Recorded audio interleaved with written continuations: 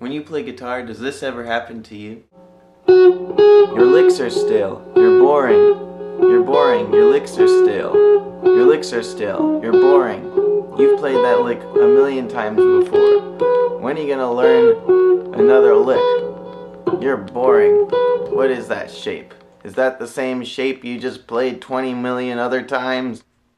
Most musicians I know have felt this way before, and I kind of feel that way right now, so I want to show you some of the ways that I've been trying to make my playing get more interesting to me and just sort of add some new life into my approach to the guitar. So this method I'm going to show you today involves using notation, musical notation, to compose solos that are different than what you would play if you just improvised on the guitar.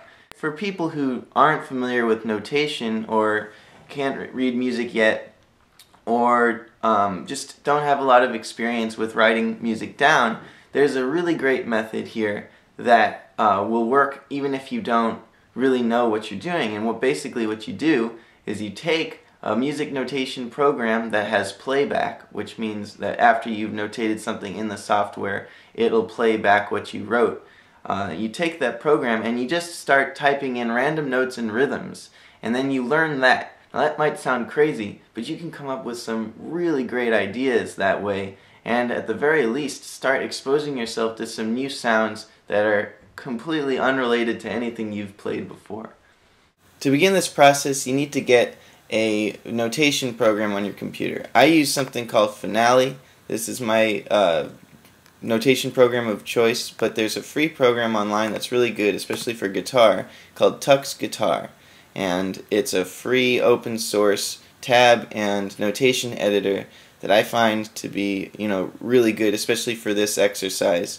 And so essentially what you do is you pick a note value, any of these rhythms. There's a similar option on Tux Guitar. You just pick rhythms and you pick a key. We're going to be in C major, which is no sharps or flats.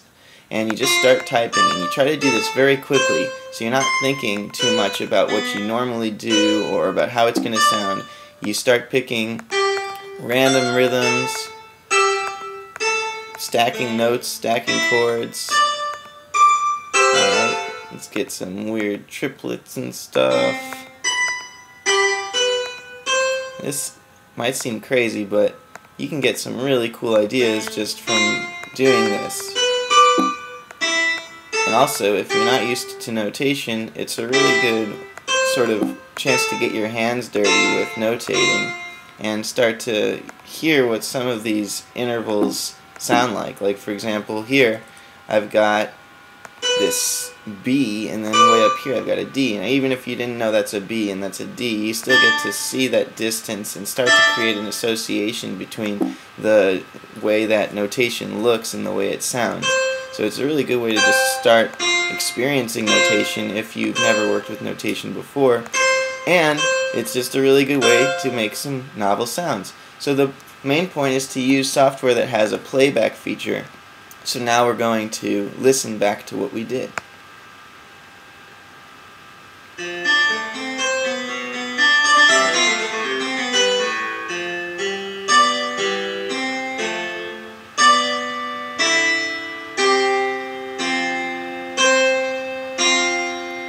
Okay, so now I would take any part of that sounded interesting to me, and I think that this section right here sounded pretty cool.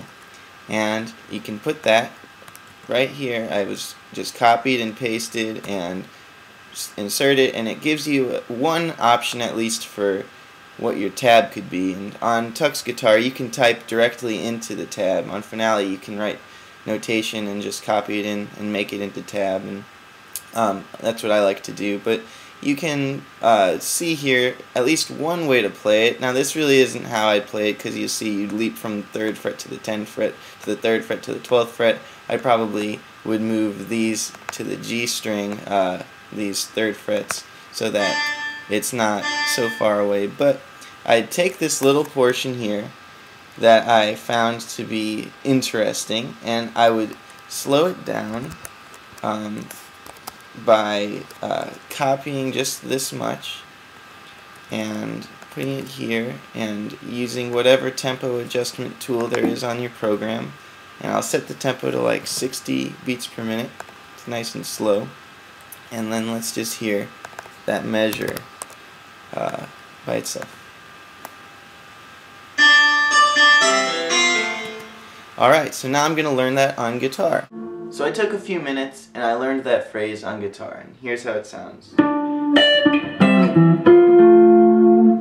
I really like it actually. It's different from anything I would have played in an improvisation, and I can either start writing a composition using this or I can just start improvising with it. And so a couple things you might want to do if you start improvising with it are take the basic idea of what it is.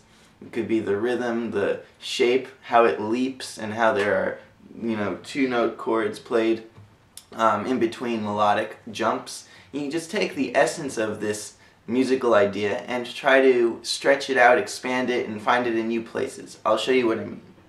Alright.